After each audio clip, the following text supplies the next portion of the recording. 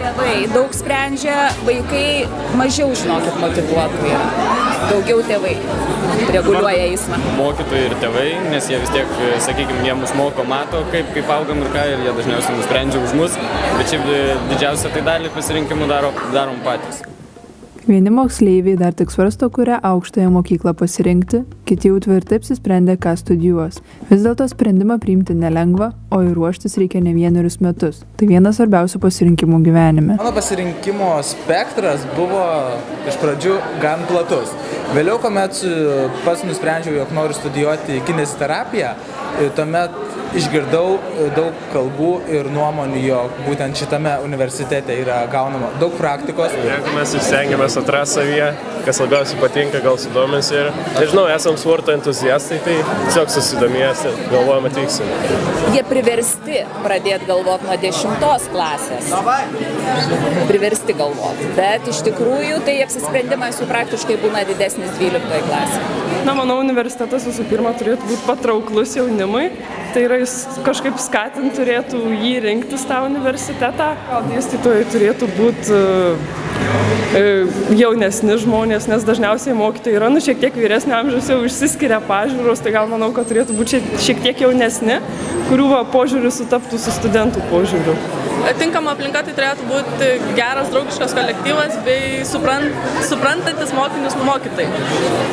O dėl žinių tai turi dėstytojai būti geri, kad tiesiog sugebėtum išlaikyti egzaminus visus. Dėstytojai tai turėtų būti draugiški, studentai, tarp kurių studijuoja, irgi turėtų būti draugiški, ganėtinai tokia turėtų būti smagi aplinka, kad nebūtų jokio ten spaudimo, sakykime, kad studentas pats galėtų nuspręsti, ką jis norėtų daryti. Pasak specialistų, moksleivių pasirinkimui nemažą įtaką daro tėvai, tačiau šeimos tradicijas tęsti nori ne visi.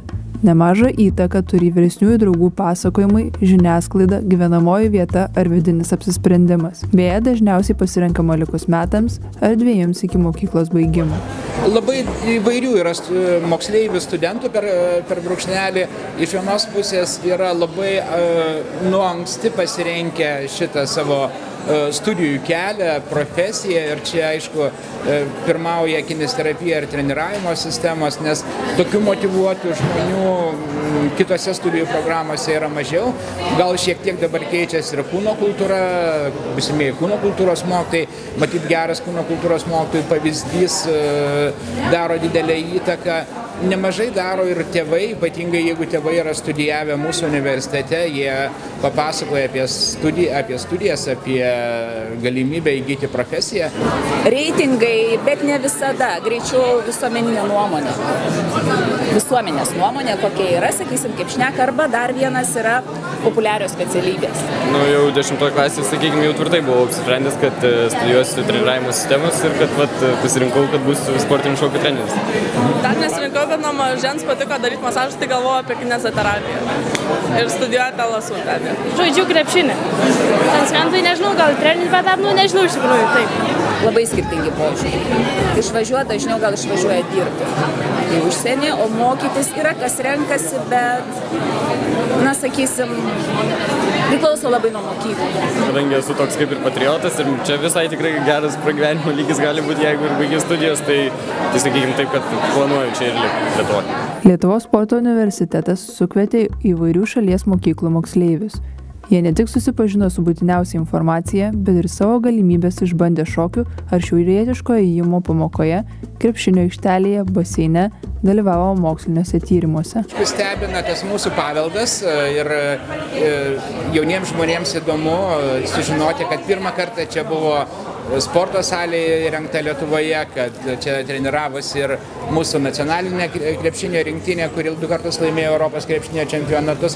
Aišku, labai pozityviai veikia tai, kad čia studijavo ir studijuoja daug žymių Lietuvos sportininkų. Šiemet įstoti į šalies aukštąsias mokyklas sieks ne 1 000 abiturientų. Baigusiųjų laukia nemažai naujovių.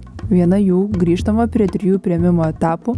Moksleiviai galės išreikšti norą studijuoti nebe 12, bet 9 vietose ir gaus ne 2, o tik 1 kvietimą studijuoti. Būsimieji studentai, rinkdamiesi savo norimą studijas, turėtų atkreipti dėmesį į tai, kokios specialybės jie nori ar jie nori siekti tik tais socialinių mokslų, ar jie nori daugiau praktikos įgauti. Turi žinoti, ko tu pats nori ir galbūt šiek tiek žvelgti į ateitį ir numatyti, kokios gali būti tavo galimybės ir kaip stipriai tu gali savo tikslų siekti.